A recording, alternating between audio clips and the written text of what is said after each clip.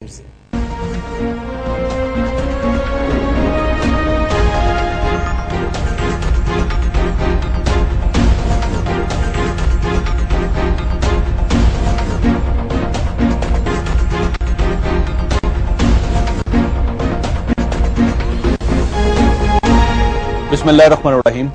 अस्सलाम वालेकुम नाज़रीन, मैं हूं जावेद चौधरी। दुनिया में ख्वाहिशात सबसे ज्यादा खतरनाक चीज लफ्ज होते हैं। ये लफ्ज किस कदर तबाहकुन और खतरनाक साबित हो सकते हैं, इसका अंदाजा आप इस वाक़े से लगा लीजिए। दूसरी जंग अजीम के आखिर में जब जर्मनी को शिकस्त हो गई, हिटलर ने खुदकुशी कर ली और यूरोप को सोवियत यूनियन और बरतानिया ने आपस में तकसीम कर लिया, तो जापान वाहिद मुल्क रह गया था जो बदस्तूर इत्तेहादियों से लड़ रहा था। अमेरिका ने जापान पर आखिरी हमला करने से कबल इसे सुलह की दावत दे दी। अमेरिकन सदर हैरी एस ट्रूमैन ने जापानी वज़ीर-ए-आज़म केंटारो सुजुकी को पेशकश की कि अगर जापान जंग बंदी का ऐलान कर दे तो अमेरिका सुलह के लिए तैयार है।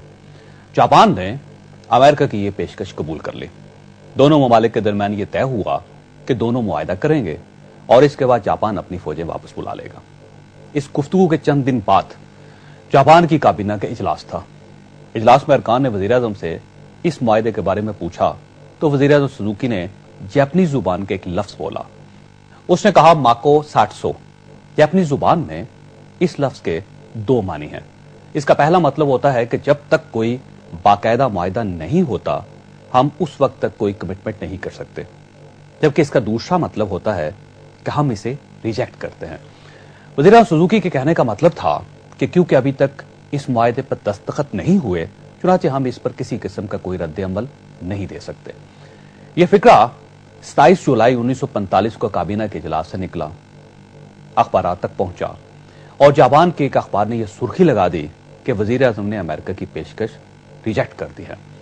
यह खबर 28 जुलाई 1945 को जापान के अखबार असाई शिनबान में शाया हुई।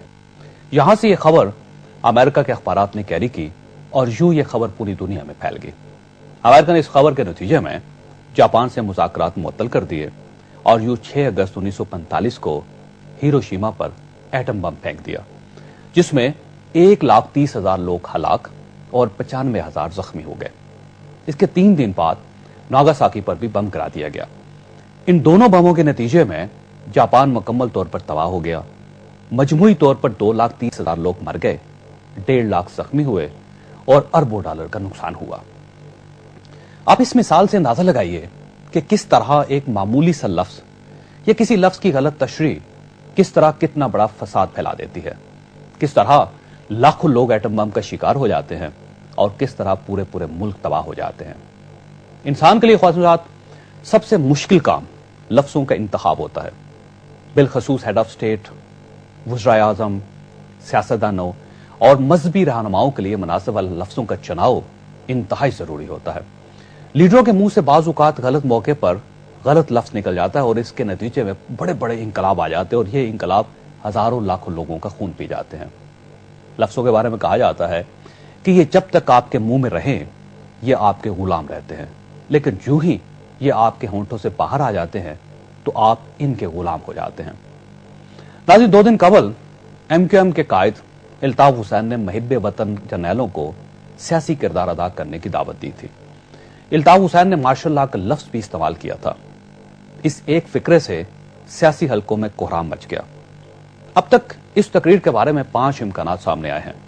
1, पाकिस्तान पीपल्स पार्टी और पाकिस्तान मुस्लिम लीग नून दोनों जमातें इसे जमहूरियत के खिलाफ साजिश करार दे रही हैं और इसे फौज के लिए सीधी सादी दावत कह रही हैं। 2, ये एक सियासी टेस्टर है। ये खुफिया इदारों या एस्टैब्लिशमेंट के कहने पर लॉन्च किया गया और इसका मकसद आवाम में सियासी जमातों और जमहूरियत की क्रेडिबिलिटी चेक करना था कि लोग अब तक किस हद तक सियासतदानों के साथ खड़े हैं। 3, सैलाब की वजह से MQM पस मंजर में चली गई थी और इस एक स्टेटमेंट के जरिए MQM दोबारा लाइमलाइट में आ गई है। 4, यह बयान हुकूमत ने जारी करवाया और इसका मकसद आवाम की तवज्जो सैलाब की मिसमैनेजमेंट से हटाना था। और 5, MQM दिल से यह समझती है कि सियासतदानों का किरदार ठीक नहीं, इससे मुल्क को नुकसान हो रहा है। चुनांचे MQM को वो बात कहनी चाहिए जो इस वक्त आवाम के दिल में है और MQM ने यह स्टेटमेंट देकर लीड ले ली।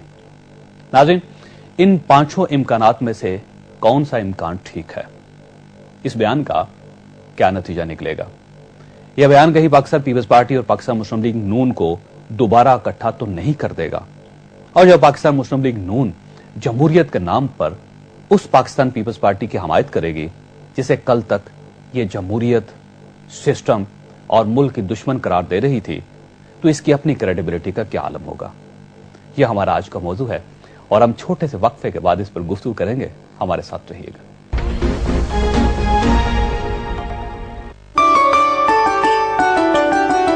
Zone